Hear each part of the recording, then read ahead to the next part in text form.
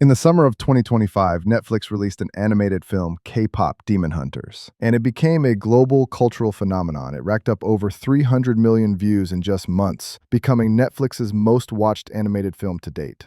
And I'm not even kidding, it was everywhere. The film was great, it was awesome, but what really caught fire? The Saja Boys, the demon boy band everyone couldn't stop obsessing over. Their songs completely took over streaming platforms. Your Idol and Soda Pop hit the top of K-pop charts worldwide. But this isn't a story of overnight success, nor is it a story of luck or trends. This is the story of how rejection became redemption. A story of 5 men who spent more than a decade preparing for dreams that never came. It's about what happens when your deepest failures become your greatest qualifications for a dream you never knew you were chasing. This is the story of the real singers behind the Saja Boys. Men like Choi, who was 44 years old when the world finally heard his voice. Kevin Woo, who rebuilt his career 3 times before this moment. And 3 underground artists who'd been invisible for years, and until a few months ago, almost nobody knew they existed. June 20th, 2025. K-pop Demon Hunters drops on Netflix. The film tells the story of Huntrix, a girl group who are secretly demon hunters battling against the Saja Boys, a rival boy band who are actually demons in disguise, sent to steal fans' souls and weaken the barrier protecting humanity. It was already wild, but what made people lose their minds even more was the music. Within days, the Saja Boys tracks were everywhere. Soda Pop, this ridiculously catchy bubblegum pop anthem that masks sinister intentions. Your Idol, a dark, hypnotic performance number that reveals their true demonic nature. These songs weren't just good, they were hits. The film became a cultural phenomenon. Sing-along screenings in theaters grossed around $20 million in a single weekend. The songs topped K-pop categories on streaming platforms globally. 3 Grammy nominations, including Song of the Year. Fans started obsessing over the voices. Who were these singers? How did they sound so professional? Where did they come from? And that's when the real story began to unfold. Let's talk about Andrew Choi, the voice of Jinu, the Saja Boys leader. Andrew was born in Busan, South Korea, but his family moved to New Jersey when he was just 5 years old. He grew up loving music, 90s R&B, artists like Usher, Justin Timberlake, music soul child. He loved first-generation K-pop too, H.O.T., Shin Sung-hoon, Kim Gun-mo. Andrew never went to music school. He wanted to, but it wasn't an option. Instead, he majored in psychology at Rutgers University. He was the lead singer of an alternative rock band called the Ides that was active for over 4 years before it disbanded. Around age 30, he made a decision that would change his life. He moved to Korea to teach English at a hagwon. Music kept calling him back, but he'd given up on being in the spotlight. He thought, maybe I can write songs for other people. That's when things started clicking. He met a track maker, they rented a studio space, and one day, songwriter Kim Tae-sung accidentally heard Andrew singing one of their demos. That moment, that's when doors started opening. Andrew competed on K-Pop Star Season 2 in 2012 to 2013 and finished 3rd place. It was a big moment, but afterward he felt more suited to being behind the scenes. He joined SM Entertainment as a producer and composer, creating hits for massive groups Monsta X, NCT 127, Day6, SHINee's Taemin, EXO. For over a decade, Andrew Choi was the guy writing hits for other artists. He was successful, but was he living his dream as a performer? Not really. He was 43 years old when he got the call about K-pop Demon Hunters. At first, it seemed like just another project lending his voice to an animated character. But something about Jinu resonated with him. This demon who wanted so badly to erase his painful human memories. This character who sold his soul to the industry. The irony wasn't lost on Andrew. When the film exploded and fans discovered his voice was behind Jinu, Andrew posted on Instagram for the first time in his life, 44 years old, and he was finally being recognized as a performer, not just a producer hiding in the shadows. But Andrew's story isn't unique among the Saja Boys. Every single one of them had fought their own battles. Kevin Woo, the voice of Mystery Saja, knows what it's like to be forgotten. Born and raised in Danville, California, Kevin was discovered by a Korean entertainment agency at just 15 years old. Think about that for a second. 15. Most kids that age are worried about math tests and weekend plans. Kevin moved to South Korea with his mother, trained for months, and debuted in the group SHINee in December 2006. But Zing fell apart. Kevin left in 2008 and actually sued his entertainment company over contract issues. He won that lawsuit in 2010, but those were brutal years. Imagine being a teenager in a foreign country, your group disbanded, fighting a legal battle against a powerful company. Most people would have quit.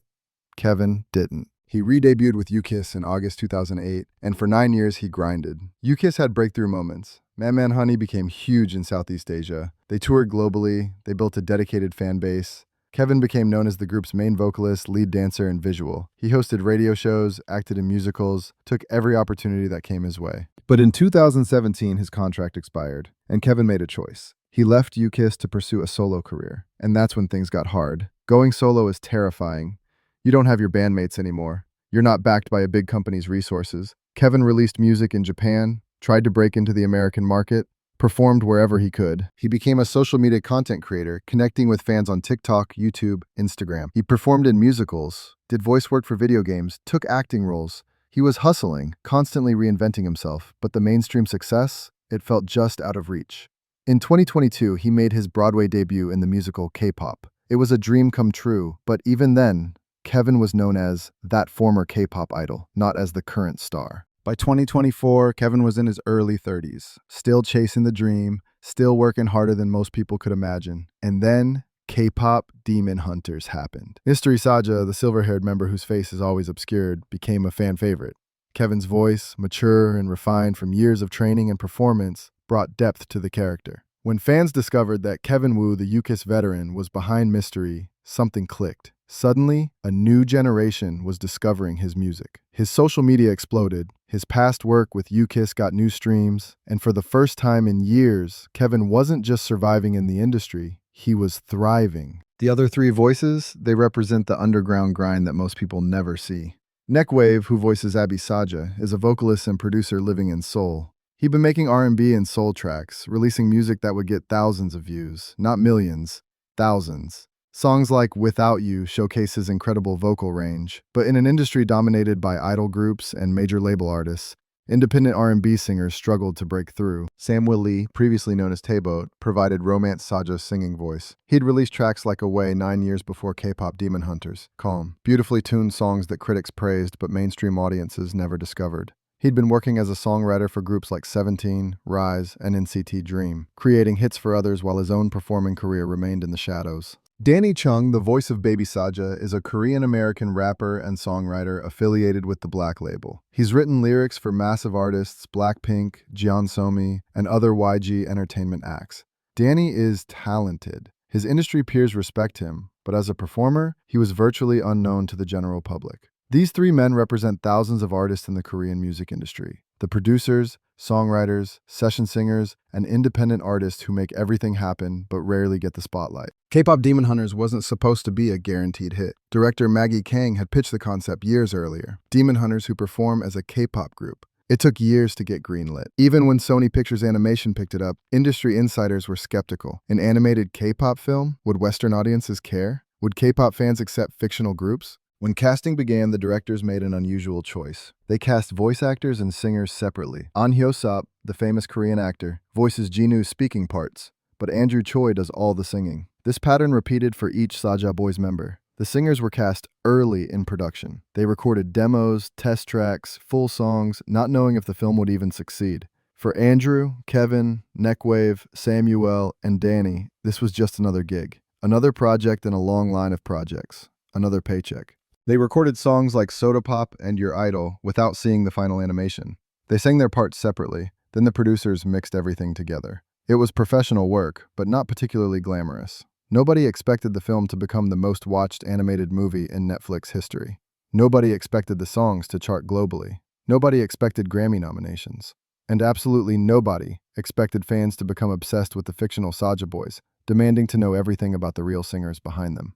August 2025. The film's been out for 2 months and the phenomenon is still growing. And it is getting really interesting. In November 2025, all 5 singers, Andrew Choi, Kevin Woo, Neckwav, Danny Chung, and SamUIL, officially registered with the Federation of Korean Music Performers. This isn't just paperwork. This is them declaring, we are performers, not just session singers or behind-the-scenes workers. And then came the announcement that sent K-pop fans into a frenzy. The Saja Boys are preparing for real-life performances. A fictional demon boy band from an animated film is becoming an actual performing group. The singers are rehearsing choreography, planning appearances, working on potentially recording new music together. This has never happened before. Fictional groups don't cross over into reality like this, but the music is too good. The performances are too powerful. The fans are too invested. So why does this story hit different? Why does it matter that 5 struggling artists found success through an animated film? Because their journey represents something bigger than K-pop or Netflix or Grammy nominations. Andrew Choi spent over a decade writing hits for other people, believing he'd never get to perform again. He was 44 when the world finally heard his voice and said, "Wait, who is that?" Kevin Wu rebuilt his career 3 times after Sing disbanded, after leaving U-Kiss, after trying to break into Western markets. He could have given up. Most people would have, but he kept going, kept adapting, kept believing. Neckwav, SamUIL, and Chung represent the invisible majority of the music industry, the incredibly talented people who make hit songs happen but never get credit or recognition. They work in studios, write lyrics, produce tracks, lend their voices to projects, and most fans have no idea they exist. These 5 men weren't overnight successes, they were overnight recognitions for decades of work. And here's the beautiful irony. They found mainstream success by voicing demons, characters who were supposed to be villains, antagonists trying to steal souls and destroy heroes. But fans fell in love with the Saja Boys anyway, because the music was undeniable, because the performances were captivating, because even fictional demons, when given soul by real artists, can move people. Now, just 2 days ago, reports confirmed that the Saja Boys are planning real-world music activities. They're not stopping at the film's success. They're building something new. The film's success has also opened doors individually. Andrew Choi is being recognized as both a composer and performer now. Kevin Wu has new opportunities in musical theater and television. The other 3 are getting offers they never had access to before. It proves that talent doesn't have an expiration date. Andrew was 44. Kevin had been in the industry for nearly 20 years. Neckwav, SamUIL, and Danny had been grinding in obscurity. By traditional standards, they'd, quote, missed their time. They weren't teenagers being launched by major labels. They weren't the next big thing. They were experienced artists who'd paid their dues, faced rejection, worked behind the scenes, and kept their skills sharp even when nobody was watching. And then, one project, one animated film changed everything. The Saja Boys story isn't just about 5 singers who got lucky. It's about 5 artists who were ready when opportunity finally showed up. The film just gave the world a reason to finally pay attention. And that's the lesson here. If you're grinding, if you're working on your craft in obscurity, if you feel like you've missed your moment, you haven't. You're building the skills that will make you ready when your opportunity comes. If this story inspired you, drop a comment telling me about your journey. Hit that subscribe button, turn on notifications, and share this with someone who needs to hear that it's never too late. I'll see you in the next one. Keep creating.